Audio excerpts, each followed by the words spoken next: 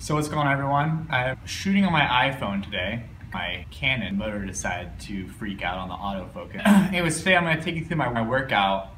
Everything that I do has a postural influence in my strength training. So from my exercise selection to even what I do before, I would usually meditate for 3 to 5 minutes. When I'm meditating, I focus a lot on my diaphragmatic breathing. What that allows me to do is fire my core. All the diaphragm muscles are actually attached to your core muscles. That will help my hips actually become more mobile. It'll become my thoracic spine more mobile, the more stable that my core is. In strength training, you want to focus on the actual muscle that you're working. So what meditation really does is make that mind-to-body connection a lot smoother.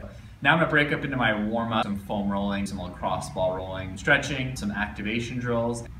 So a couple of my favorite tools here. I love the Peanut. This is great. It's 2 lacrosse balls taped together by some kinesio tape. I use it on my back, especially in the middle of the shoulder blades where it's tough to get to. I love this thing for digging in. It's also good for getting in your lats, actually, on your side, which if you have tight lats, like a big muscle right here, you're gonna have internally rotated shoulders. This I love for obvious reasons. You can really get some extension because we're always in this position here, flexed. We want to be more extended. This really helps you get into that position. From us being humans and having everything in front of us, we become very anterior front dominant, so all the muscles in the front really dominate and the muscles in the back are weaker and tight. So now I'm mashing up my quads here. All really foam rolling is it's taking care of flexibility. If you have tight muscles, and all it really is the part of the muscle that's stuck contracted, and to make it let go, you foam roll and mash up the tissue until they relax. I love using the lacrosse ball because it really gets in there into the performance. This stick is amazing for getting into the side where that T-band is. Really try to dig in there. When you're warming up, you want to break up. You want to have your mobility or your flexibility stuff. You're a needy girl, and you want my world. The pec fibers run at a 45-degree angle, kind of this way. So if I get my hand that same direction and then twist, I can feel a real deep pec stretch here.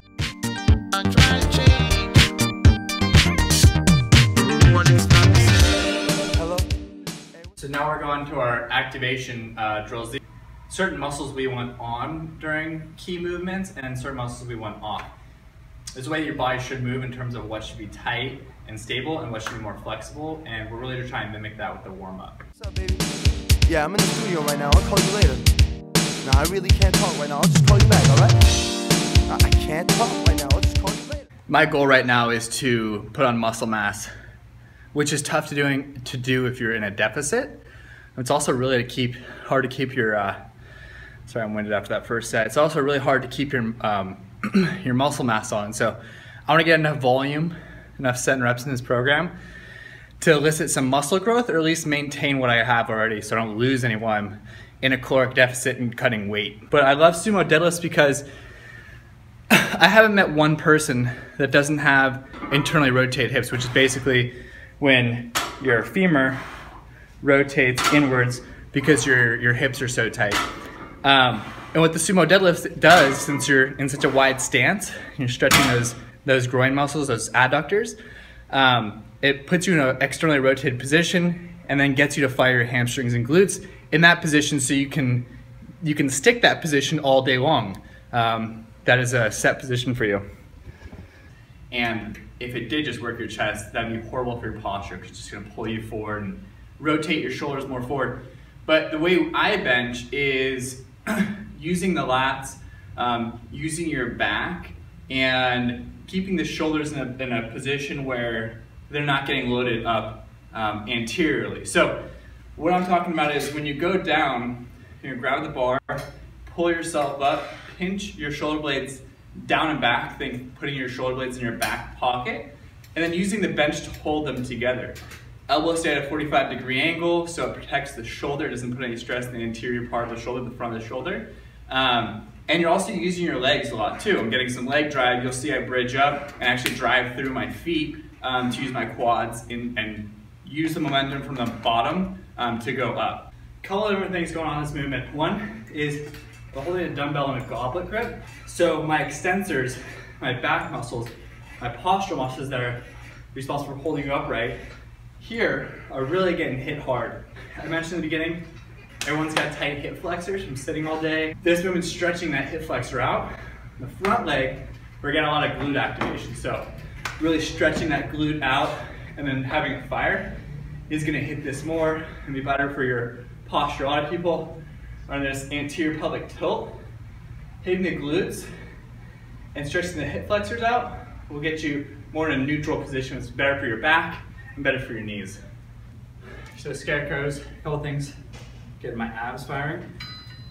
To get that anti-extension, be in a more neutral position. Stretching on my hip flexor and tagging my glute, getting my rotator cuff and rear delta activated. So the last exercise I'm going to tell you in a voiceover because I had a client walk in, but this is the one-legged slide board body saw, and what you're getting here are a couple things. One is you're getting anti-extension, so you're going to be able to hold that core in a more neutral position so you don't have that anterior pelvic tilt. The other thing you're getting is, if you can see my left hip here, it looks like it's kind of falling down. You're getting a lot of oblique action. Everyone's got really inactive obliques, especially on the left side. You see a lot of common tightness, weakness on that left side. Yeah, that's about it. That's my whole workout. It's only 5-6 exercises. I hope you guys enjoyed it. And yeah, that's it.